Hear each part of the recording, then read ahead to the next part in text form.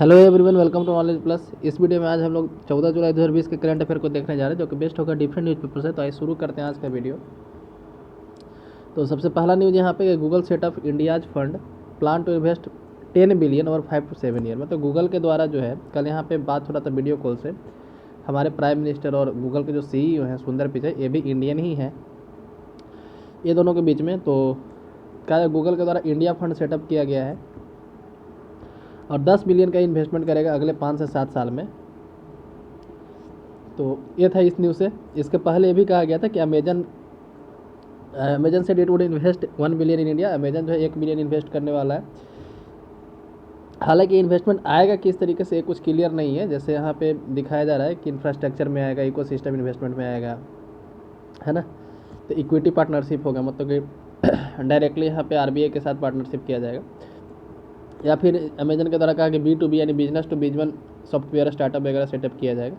तो इस तरीके से इन्वेस्टमेंट के लिए बात किया गया है। ठीक है, आगे बढ़ते हैं यहाँ पे। तो इंडिया और यूरोपियन यूनियन के बीच में समिट होने वाला, मतलब एक बातचीत होने वाला है, टॉप लीडर का सम्मेलन होने वाला बोल सकते हैं, कल होने वाला है, टुमारो। तो पहला जो होगा, मतलब कि इंडिया और यूरोपियन के बीच में वर्चुअल समिट पहला होगा इंडिया और यूरोप के बीच में। और इंडिया के लिए आई थिंक दूसरा होगा, क्योंकि इसके पहले इंडिया और ऑस्ट्रेलिया के बीच में एक बार हो चुका है। तो हम लोग EU के बारे में पढ़ लेते हैं। जो इंडिया और यूरोप का जो लास्ट समिट हुआ था वो तो इंडिया में हुआ था, और अभी मार्च में मोदी जी यूरोप जाने वाले थे, बेल्जियम, आई थिंक बेल्जियम के ब्रुसेल्स में होने वाला था, लेकिन कोरोना वायरस के कारण वो कैंसिल कर दिया गया। तो हम लोग EU के बारे में जान लेते हैं। EU में 27 मेंबर है, 27 मेंबर हैं, जिसमें 19 मेंबर यूरो जोन में आते हैं। यूरो जोन मतलब कि जहाँ का करेंसी यूरो है, यानी कि EU में जो है, यूरोपियन यूनियन में 27 मेंबर है, जिसमें 19 मेंबर का करेंसी यूरो है। ठीक है, यूरो करेंसी वाले को यूरो जोन कहते हैं। EU जो आया था फोर्स में मास्ट्रिक्ट ट्रीटी के कारण आया था। मास्ट्रिक्ट ट्रीटी याद रखिएगा, मास्ट्रिक्ट एक शहर का नाम है, मास्ट्रिक्ट। ठीक है, मास्ट्रिक्ट, ठीक है, ये शहर का नाम है। यहीं पे एक ट्रीटी हुआ था 1993 में। इसी के बाद EU जो है फॉर्मली रूप में आया था। EU में पहले 28 कंट्री थे, अभी 27 कंट्री हैं। तो पहला कंट्री जो इसको छोड़ने वाला है वो कौन है? UK, यानी कि यूनाइटेड किंगडम। अब ब्रेग्जिट का नाम सुने होंगे, पिछले कुछ सालों से चर्चा में था। ब्रेग्जिट यानी ब्रिटेन का एग्जिस्ट, यूरोपियन यूनियन से ब्रिटेन का एग्जिस्ट ब्रेग्जिट कहलाया। तो 31 जनवरी 2020 को, यानी इसी साल जनवरी के महीने में 31 जनवरी 2020 को ब्रिटेन का एग्जिस्ट हुआ यूरोपियन यूनियन से, तो इसको बोलते हैं ब्रेग्जिट। तो अभी EU में 27 देश है। ये था EU के बारे में। दूसरी न्यूज़ की तरफ चलते हैं। तो HIV, TB, मलेरिया डेथ में increase in low middle income countries next 5 year. यहाँ पे एक रिपोर्ट है, वहाँ पे कहा गया कि लो मिडिल इनकम कंट्री जो LMIC हैं, low middle income countries could see a surge in HIV, TB and malaria death by as much by 10, 20 and 36% respectively. यानी कि HIV में 10%, TB में 20%, मलेरिया में 36% इतना राइज होने वाला है case over the next 5 year, पिछले 5 सालों, ड्यू टू कोविड-19 outbreak impact on health services. क्योंकि हेल्थ सर्विसेज में काफ़ी इंपैक्ट पड़ा है कोविड-19 के कारण। सारा का सारा ध्यान इधर ही है, बाकी सारे जो बीमारी है उसके लेकर कुछ नहीं चल रहा है ना। ऐसा लग रहा है कि सारा बीमारी छुट्टी पे चला गया है। Researcher estimated in area having affected by these infectious disease, जहाँ पे ऐसा इन्फेक्शियस डिजीज काफ़ी ज़्यादा होता था। द पब्लिक इम्पैक्ट ऑफ कोविड-19 on year of life lost, the number of years a person would lived had she not died of particular disease could in the worst case. क्या कह रहा है कि ये केस वहाँ पे बढ़ने वाला और भी ख़राब होने वाला है। तो ये था इस न्यूज़ से रिपोर्ट लाया कि इसके द्वारा गया है। तो यहाँ पे पब्लिश किया गया था लैंसेट जर्नल में। ठीक है, the Lancet global health. Lancet एक मैगजीन है, ऐसा बोल सकते हैं। ठीक है, उसी तरह से यहाँ पे जैसे दिखाया जा रहा है कि according to health data malaria death worldwide सब रिड्यूस्ड बाई हाफ सिंस 2000। तो 2000 में जितना मलेरिया से डेथ होता था उसका आधा हो चुका है अभी। बट प्रोग्रेस है stalled as mosquito and parasites gain resistance to treatment. लेकिन अब जो है उतना ज़्यादा नहीं रेजिस्टेंस, मतलब कि मॉस्किटो जो है जो पैरासाइट है उस दवाई के प्रति रेजिस्टेंस क्रिएट कर चुका है। मतलब कि मॉस्किटो भी अपना इम्यून सिस्टम डेवलप कर ले उस दवाई के प्रति। As many 94% of death occur in the sub Saharan Africa, where malaria claimed an estimate of 3,80,000 lifes in 2018 में सिर्फ 3 लाख लोग वहाँ पर उस एरिया में मारे गए थे, सब सहारन अफ्रीका में। Similarly, global HIV/AIDS deaths may have halved in the decade, driven the availability of antiretroviral therapy. In 2019, at least 6,90,000 people died from the disease worldwide. तो दुनिया में लगभग 7 लाख लोग इस बीमारी से मरे, जिसमें अधिकांशता जो है लो और मिडिल इनकम कंट्री वाले में। उसी तरह से estimate 49 million were saved through the TB diagnosis and treatment between 2000 से 2015 के बीच में 49 मिलियन लोग, मतलब लगभग 5 करोड़ लोग बोल सकते हैं, यहाँ पे बचाए गए, but the disease still claim the life 1.8, लेकिन 18 लाख लोग अभी भी मर गए 2018 में, जिसका 95% जो लो और मिडिल इनकम वाले कंट्री में हुआ। In the study the researcher assumed a basic reproductive number R nought, जिसको बोलते हैं आर नॉट, कहने मतलब कि एक आदमी कितने आदमी को इन्फेक्ट कर सकता है ना, the number of people each individual with virus is likely to infect of 3 to develop for different scenario. क्या कह रहा है कि ये जो डिफरेंट सिनेरियो यहाँ पे उसके लिए अलग अलग रिप्रोडक्टिव नंबर है ना। इसके आधार पे यहाँ पे इसको तय किया गया, मतलब कि ऐसा डिसाइड किया है कि 5 साल में अनुमान लगाया है कि अगले 5 साल में जो है बढ़ेगा, कितना परसेंट बढ़ेगा, तो HIV 10%, TB 20%, मलेरिया 36%, और ख़ास करके लो और मिडिल इनकम कंट्रीज़ में। आगे बढ़ते हैं तो कहा जा रहा है कि भाई Russian vaccine still has miles to go. तो जैसे सोशल मीडिया पे भी आप देख रहे हो कि रसिया का वैक्सीन बन गया है, ऐसा उन लोगों के द्वारा दावा किया गया है। तो like all other potential candidate, vaccine against कोविड-19 being developed in Russia too is far from ready to it point. क्या करें कि अभी भी इसका दिल्ली दूर है। कैसे? A number of report on Sunday claimed clinical trial for Russian vaccine has been successfully completed. What most of this report did not specifically mention is that only phase 1 of the clinical trial. जैसे कि हर जगह बोला जा रहा है कि clinical trial हो गया, लेकिन ये नहीं बोल रहा कि क्लिनिकल ट्रायल का फेज 1 हुआ है। इंडिया के कई वैक्सीन फेज 3 तक पहुंच चुका है अभी, है ना। फेज 2 में भी बहुत सारे वैक्सीन है, इसका तो फेज 1 ही क्लियर हुआ है, मतलब इंडियन के वैक्सीन से भी ये पीछे है। ठीक है। Phase 2 trial were suppose to start on Monday. Phase 2 अभी जो मंडे को स्टार्ट होने वाला था, मतलब कल। While there is no clarity for phase 3 trial, और फेज 3 ट्रायल के बारे में चर्चा भी नहीं हुआ है। What is the candidate vaccine being developed in Russia. तो there is only one candidate vaccine being developed in Russia. तो रसिया में एक ही वैक्सीन डेवलप हो रहा है, that has reached the human clinical trial stage. That candidate being developed by the GLAMI National Research Center for Epidemiology and Microbiology in partnership with the Russian Defense Ministry had begun phase human trial. Phase 1 human trial का start हुआ 18 जून को, with 18 volunteers from the armed forces have been chosen for administering the vaccine। तो 18 volunteer थे army से ही, उन्हीं के ऊपर ये ट्राई किया गया। Report by TSS new agency of Russia, Russia का एक न्यूज एजेंसी है।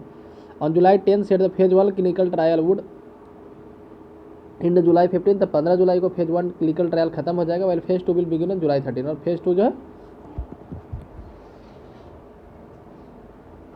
2 जो है जुलाई 13 को यह स्टार्ट हो जाएगा। And inward treatment of first group of volunteers way tested for safety and tolerability of the vaccine will in on July 15। ठीक है। तो जैसा कि आपको पता होगा कि क्लिनिकल ट्रायल में 3 फेज होते हैं, फेज 1, फेज 2 और फेज 3, है ना। तो phase 1 is where safety and tolerability of vaccine is. तो फेज 1 में देखा जाता है कि वैक्सीन कितना टॉलरेबल है, कितना सेफ है, ये देखा जाता है यहाँ पे। The news report said ministry claimed none of the volunteer reported any complaint. तो जो 18 लोगों को दिया गया उसमें से किसी को कंप्लेंट तो नहीं आया, experience no side effect and would be discharge from the hospital soon. On Monday July 13 the second group volunteers were tested for efficiency and immunogenicity of vaccine. तो जब फेज 2 ट्रायल चालू होता है तो उस पर देखा जाता है कि कितना इफिशियंट है वैक्सीन, है ना। देखते हैं what is the purpose of this round. तो सेकंड राउंड का क्या purpose, this phase is efficiency and immunogenicity, यानी कि कितना इम्यून सिस्टम में जनरेट करता है ना, कितने दिन के लिए इम्यून मतलब कि सिस्टम जनरेट करता है। क्या एक बार ही सुई देने से ज़िंदगी भर के लिए काम चल जाएगा, या फिर बार बार बूस्टर डोज लगवाना पड़ेगा, है ना। यहाँ पे देखा जाता है फेज 2 ट्रायल में। तो वही यहाँ पे इफिशियंसी एंड इम्यूनोजेनिसिटी यहाँ पे देखा जाता है। It is in this stage that researcher try to see whether the vaccine is triggering the desired immune response in the humans and what could be suitable dose, है ना। यहाँ पे देखा जाता है कि डोज क्या होगा, कितना मात्रा में देना जाना चाहिए। और उसके बाद होता है third phase. Usually yes vaccine development involve third phase, इसमें भी थर्ड फेज भी होता है। In fact no vaccine for large scale use has been approved without the third phase trial. तो बिना थर्ड फेज ट्रायल के कोई भी बड़े लेवल पे वैक्सीन का यूज नहीं किया जाता। A large number of volunteers usually numbering several thousands are enrolled for the third phase. बड़े संख्या में वॉलंटियर्स यहाँ पे इनरोल किया जाता है थर्ड फेज के लिए। In which researchers try to ascertain whether the immune response triggered by the vaccine is able to fight the virus in the real life situation. This process could take several months. इसमें कुछ महीने भी लग जाते हैं। तो कहा जा रहा है कि so where if with phase 3 phase 2 trial to succeed, तो जैसे फेज 1 तो है ना, तो क्या फेज 2 और फेज 3 सक्सीड करेगा। इट इज नॉट क्लियर तो हम लोग कुछ नहीं कर सकते। बहुत सारा वैक्सीन जो है फेज 2 तक अभी पहुँच चुका है, फेज 3 में बहुत सारा वैक्सीन है। जैसे आप देखिए about 15 vaccine R phase 1 trials and about 10 in phase 2 trial, 3 vaccine R phase 3 trial, है ना। तो अभी दुनिया में देखा जाए तो 3 वैक्सीन फेज 3 ट्रायल में चल रहा है। तो कई वैक्सीन इससे कई गुना आगे हैं। तो ऐसा क्लेम करना कि रसिया वैक्सीन बना लिया है काफ़ी गलत होगा। नेक्स्ट अब व्हाट हैपेंस टू फेज 3। हमारे इंडिया का ही बहुत सारे वैक्सीन फेज 2 या फेज 1 फेज 3 में भी चल रहा है। व्हाट हैपेंस टू फेज 3 तो अब फेज़ 3 के आफ्टर क्या होता है, उसके बाद क्या होता है, तो even after the successful completion of phase 3 it usually take several month before a vaccine is accessible to general public. General public तक पहुंचने के पहले उसमें भी कई महीने लग जाते हैं। Several rounds of regulatory and administrative approvals are required. तो जो भी अप्रूवल होता है गवर्नमेंट से लेना पड़ता है, एडमिनिस्ट्रेटिव अप्रूवल होता है। That is by several scientist and even WHO officials have been maintaining that it would take to at least 12 to 18 months, कम से कम 1 से 1.5 साल लगेगा। इसलिए डब्ल्यूएचओ के ऑफिशियल और कई साइंटिस्ट इस बात को बोल रहे हैं। Even the vaccine is unlikely to be available for all at one go, एक साथ इतने सारे लोगों के लिए तो वैक्सीन होगा नहीं। It is expected to made available only to those who are at higher risk, है ना। शुरू वैक्सीन उन लोगों को मिलेगा जो हायर रिस्क पे है after getting infection, like health care workers, ये सब उनके लिए आएगा, है ना। उसके बाद यूनिवर्सल इम्यूनाइजेशन चालू किया जाएगा अगेंस्ट कोरोना देख सेवरल, इसमें कई साल लग जाएंगे, just like it has been case with other vaccine, जैसे दूसरे वैक्सीन के साथ होता है ना। कैंप लगा करके या फिर स्कूल में जा करके वैक्सीन दिया तो उस तरीके से करना पड़ेगा। यहाँ पे एक न्यूज़ था कि नेल्सन मंडेला, आप जानते होंगे साउथ अफ्रीका का गांधी इनको कहा जाता है, इनको भारत रत्न भी मिल चुका है। अभी तक 2 विदेशी लोगों को भारत रत्न मिला है, एक थे खान अब्दुल गफ्फार खां जो पाकिस्तान के थे, और एक थे नेल्सन मंडेला जो साउथ अफ्रीका के थे। इनको साउथ अफ्रीका गांधी भी कहा जाता है। उनकी बेटी थी जिनका नाम था जिंदजी, आप पढ़ सकते हैं यहाँ पे जिंदजी, उनका डेथ हो गया 59 ईयर में। ये जो है एम्बेसडर थी साउथ अफ्रीका की तरफ से डेनमार्क में, ठीक है, साउथ अफ्रीका की तरफ से एम्बेसडर थी डेनमार्क में। आगे बढ़ते हैं तो Indian newspaper from 1966 found on melting French glacier. तो फ्रांस का एक ग्लेशियर है जो भी पिघल रहा है, कोई भी ग्लेशियर तो पिघल ही रहा है, वहाँ पे इंडिया का एक न्यूज़पेपर मिला है। इंडिया का न्यूज़पेपर वहाँ पे क्यों गिरा हुआ मिला है, क्योंकि वहाँ पे एक प्लेन क्रैश किया था आज के करीब 1966 में, लगभग जोड़ लीजिए कितना साल हो गया, 14 साल पहले। The paper with headline announcing Indira Gandhi becoming PM, वहाँ पे पेपर मिला है, वहाँ पे हेडलाइन है, पेपर का हेडलाइन जो वहाँ पे है उस पर लिखा इंदिरा गांधी बिकम्स पीएम। तो ये जो हेडलाइन था 1966 का था, है ना। Where from a plane that crashed in January 1966, जनवरी 1966 में एक प्लेन क्रैश किया था वहाँ पे। तो उसका वहाँ पे अभी देखने को मिला है कि न्यूज़पेपर मिला है इंडिया का, ठीक है, जिसपे लिखा है इंदिरा गांधी बिकमिंग पीएम। तो इससे पता चल रहा है कि उसी प्लेन में पेपर होगा, कोई आदमी पढ़ रहा होगा इस पेपर को। तो यहाँ पर देखते हैं कि Indian news paper copies with headline such as India's first women prime minister referring to Indira Gandhi election to win 1966, 1966 में जो जीते थे इलेक्शन, उसके बारे में इस पेपर में मेंशन किया गया है। Have be recovered from the melting French glacier, तो फ्रांस का एक ग्लेशियर है, वहाँ से इसको रिकवर किया गया है। Glacier of Bossons on the mount blank mountain, तो एक ब्लैंक माउंटेन है वहाँ पे in the western Europe 54 years after an airplane crashed there, वहाँ पे 54 साल पहले एक एयरप्लेन क्रैश किया था। The news paper got there after Air India plane crashed in Europe highest mountain, Europe का हाईएस्ट माउंटेन है, और 24 जनवरी 1966 को प्लेन क्रैश किया था। Edward discovered by Timothee Mortin who runs the cafe restaurant, तो ये जो पेपर है एक कैफे रेस्टोरेंट चलाने वाले को मिला है, ला कामुना डी क्यूरो उनका नाम है, ठीक है, जो 1350 मीटर के हाइट पे पेपर मिला था। कर they are drawing now but they are very good condition, you can read them, कहा जा रहा है कि उस पर जो भी लिखा हुआ उसको आप आसानी से पढ़ सकते हो कि पेपर अब सूख चुका है। मोटिन जो 33 साल का है told the local French daily, वहाँ के लोकल मतलब कि न्यूज़ पेपर को बताया कि इट इज़ नॉट अनयूजुअल, ये अनयूजुअल नहीं है, मतलब कि अधिकांशता में मिल जाता है। Every time we walk on the glacier, जब भी ग्लेशियर की तरफ जाते हैं, वॉकिंग करने जाते हैं फ्रेंड्स के साथ, we find remains of crash, तो क्रैश का रिमेन्स अब वहाँ आसानी से मिल जाता है। With experience you know whether where they are being carried along the glacier according to their size, क्या करें ग्लेशियर उनको अपने साथ कुछ कुछ को बहा कर ले भी जा रहे, जो क्रैश का जो टुकड़ा है पहाड़, मतलब कि सॉरी जो एरोप्लेन क्रैश किया था उसका जो बोल सकते उसका जो मलबा वहाँ पे है। Air India Boeing 707 had crashed into the mountain after a verbal flight control miscommunication leading to the loss of 177 passenger and crew, 177 passenger और कुछ क्रू मेंबर उसमें मारे गए थे। Copies of National Herald and Economic Times and among a dozen newspaper discovered by Mortin, तो क्या कह रहा है कि यहाँ पे सिर्फ मतलब कि कई दर्जन न्यूज़पेपर, जैसे जितने यात्री सब अलग अलग न्यूज़पेपर पढ़ रहे होंगे, है ना। तो जैसे उस समय एक नेशनल हेराल्ड न्यूज़पेपर आता था, कांग्रेस का न्यूज़पेपर था ये, है ना, कांग्रेस के दफ्तर से छपता था, और इकोनॉमिक टाइम्स हो गया, ऐसे ऐसे न्यूज़पेपर के टुकड़े वहाँ पे मिले हैं मोर्टिन को, मतलब जो कैफ़े चलाता है। कुछ cafe is about 45 minutes by foot from the boson glacier, जहाँ पे प्लेन क्रैश किया था बोसोन ग्लेशियर, वहाँ से 45 मिनट उसको पैदल जाने में लगता है उसके कैफ़े तक। Where the plane crash 54 years ago, Mortin said that he was lucky to discover the paper when he did because the ice in which they had been encased for nearly 6 decades had probably just melted, क्या करेगा जिस बर्फ में दब गया होगा वो सब, वो अब पिघल चुका है, इस कारण से बाहर आया। Once the paper have dried out, they will join a growing collection of items from the crash that Mortin has put on display at the cafe to share with his visitors.